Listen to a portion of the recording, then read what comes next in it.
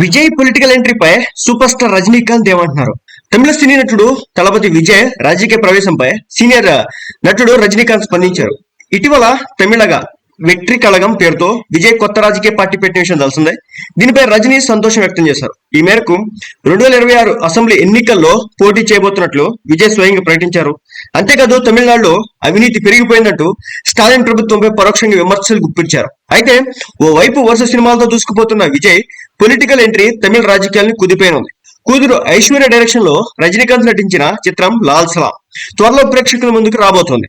ఈ సందర్భంగా ప్రమోషన్స్ లో పాల్గొంటున్న రజనీ రీసెంట్ ఇంటర్వ్యూలో మాట్లాడుతూ విజయ్ కు నా శుభాకాంక్షలు అంటూ సంతోషం వ్యక్తం చేశారు. ప్రస్తుతం ఇందుకు సంబంధించినటువంటి వీడియో సోషల్ మీడియాలో వైరల్ అవుతుంది. దీంతో తలైవా ఫ్యాన్స్ ఫుల్ ఖుషి అవుతున్నారు. రజనీకాంత్ కూడా రాజకీయాల్లోకి రావాలనుకున్నప్పటికీ ఆరోగ్యం సహకరించకపోవడంతో వెనక్కి తగ్గారు. జయలలిత మరణం తర్వాత అన్నాడీఎంకే అంతర్గత కుమ్ములాటలో ప్రభావం తగ్గడం, ఇటీవల డిఎండికే అధినేత విజయకాంత్ కనుమూయడంతో తమిళ రాజకీయాల్లో కాస్త శూన్యం ఏర్పడినట్లు రాజకీయ విశ్లేషకులు భావించారు. ఈ క్రమంలో అధికార డిఎంకేను సీఎం స్టాలిన్, ఆయన తనయుడు ఉదయనిధి స్టాలిన్ మరింత బలోపేతం చేసే దిశగా పావులు కదుపుతున్న నేపథ్యంలోనే హీరో విజయ్ పార్టీని ప్రకటించారు. తమిళనాడులో ఏర్పడిన రాజకీయ శూన్యాన్ని భర్తీ చేసేందుకు సిద్ధమయ్యారు.